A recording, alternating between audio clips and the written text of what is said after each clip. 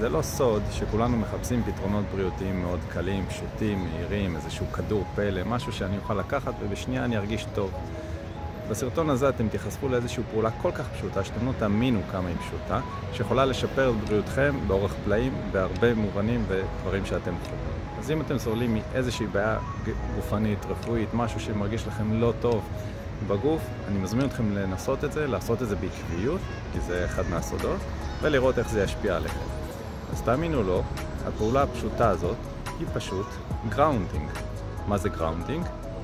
בעברית, קרקוע, מלשון להיות עם רגליים על הקרקע. אני רוצה שתשאלו את עצמכם את השאלה הבאה.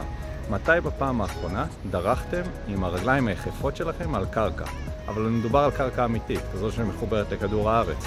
בין אם זה דשא, סלעים, חול ים, אדמה, כל דבר שהוא מחובר לכדור הארץ. מתי עשיתם את זה בפעם האחרונה?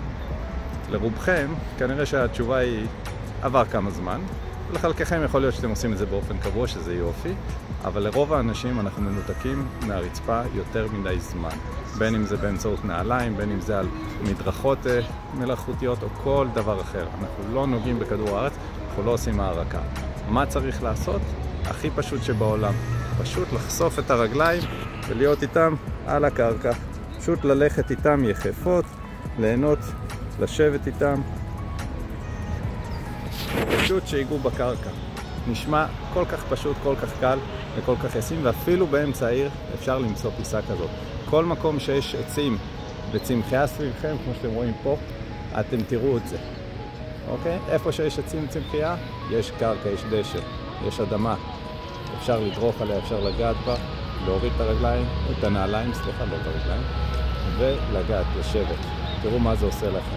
אתם תבינו שזה בעצם מעריך אותנו לכדור הארץ, פורק מאיתנו המון מתח, אנרגיה, עצבים, חרדה, אבל מה? כשאתם עושים את זה, הסוד הוא לא רק לעשות את זה, אלא להיות בפוקוס ומחשבה על זה. ברגע שאתם תהיו במחשבה על כך, אתם תגרמו לזה להתבצע טוב יותר ואמיתי יותר. אז פשוט תתמידו, עשו את זה, תנסו לעשות את זה כל יום, במשך בין 5 ל-20 דקות, כמה שאתם יכולים. אם זה אפשרי גם בשמש, שהיא גם מקור אנרגיה חשוב, אדרבה, ותראו איך זה משפיע עליכם. תראו לי בעוד חודש, אפילו תוך כמה ימים, אני אשמח לשמוע, ספרו לי. אני ינון ובר, מומחה לבריאות הגוף ויועץ לרפואה טבעית. מאחל לכם רק בריאות.